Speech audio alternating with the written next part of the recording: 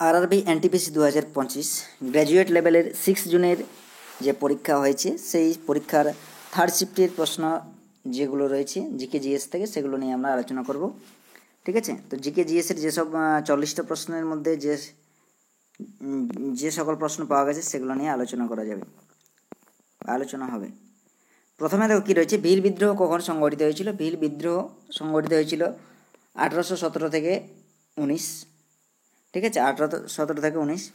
ঠিক আছে, দেখো আমাদের ভিল বিদ্রোহ 1818 সালের ভিল বিদ্রোহ দেশের একটি উপজাতি গোষ্ঠীর দ্বারা পরিচালিত প্রথম বিদ্রোহগুলির মধ্যে একটি, এবং এই বিদ্রোহের কারণ ছিল ইস্ট ইন্ডিয়া কোম্পানির হাতে ভিলদের উপর নির্মম আচরণ, যারা তাদের ঐতিহ্যবাহী বন অধিকার থেকে বঞ্চিত করেছিল এবং তাদের শোষণ করেছিল, যার কারণে আমাদের এই ভিলদের বিদ্রোহ হয়েছিল বা ভিল বিদ্রোহ হয়েছিল।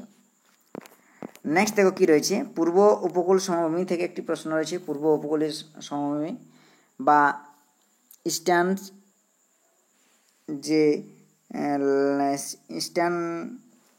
যে প্লেন রয়েছে সেই প্লেন বা ইস্টার্ন কোস্টাল প্লেন যে রয়েছে সেই পূর্ব উপকূলীয় সমভূমি থেকে একটি প্রশ্ন রয়েছে। দেখো, পূর্ব উপকূলীয় সমভূমি হলো দাক্ষিণাত্যের মালভূমির পূর্ব অংশ এবং ভারতের বঙ্গোপসাগরে অবস্থিত একটি বিস্তীর্ণ ভূমি, এবং এখান থেকে যে সমভূমিগুলি আছে সেগুলো কিন্তু মনে রাখতে হবে। এবং সমভূমিগুলি মহানদীর বদ্বীপ থেকে ভারতীয় উপদ্বীপের দক্ষিণ প্রান্তে কন্যাকুমারী, ঠিক আছে, কি কুমারী, কন্যাকুমারী পর্যন্ত বিস্তৃত, যা রুক্ষ পশ্চিম সীমানা পূর্বঘাট পর্বতমালা দ্বারা গঠিত। নেক্সট কী রয়েছে, অভিধর্ম পিটক। অভিধর্ম পিটক মূলত কী নিয়ে কাজ করে বা অভিধর্ম পিটক কী? অভিধর্ম পিটক কী?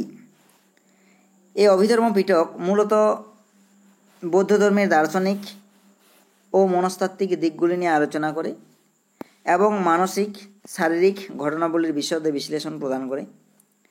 এটি মানসিক অবস্থা, চেতনা এবং মনের কার্যকারিতার মতো ধারণাগুলিকে অন্বেষণ করে, যা মনোদার্শনিক উপায়ে বাস্তবতা বোঝার জন্য এই কাঠামো প্রদান করা হয়।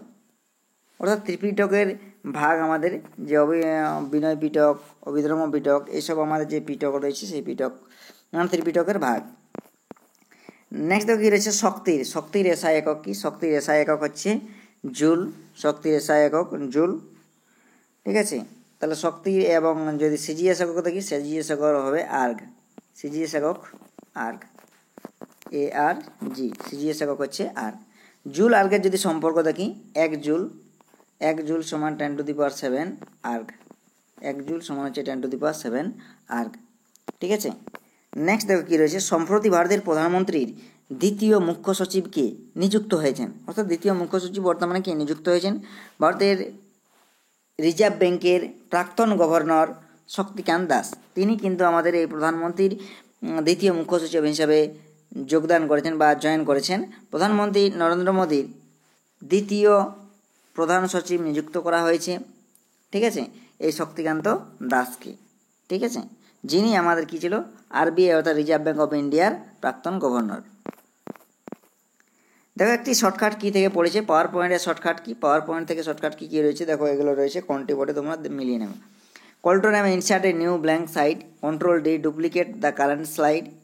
ঠিক আছে, বা ক্লায়েন্ট সাইডটাকে ডুপ্লিকেট করা বা ওর কপি করা, যেটা বলি আমরা, কপি করা নয়, ওটাকে ডুপ্লিকেট করা, সেম ওই sheet. Control C copy select object or text. Control C মানে হচ্ছে কপি করা, সিলেক্টেড টেক্সটটাকে কপি করা। এবং কন্ট্রোল বি মানে তো জানি আমরা, কন্ট্রোল বি হচ্ছে পেস্ট, এবং control shift V paste copied formatting. ঠিক আছে, নেক্সট দেখো কী রয়েছে, প্রোটিন সংশ্লেষণের সময় পেপটাইড বন্ধন গঠনে অ্যামাইনো অ্যাসিডের কোন অংশটি জড়িত?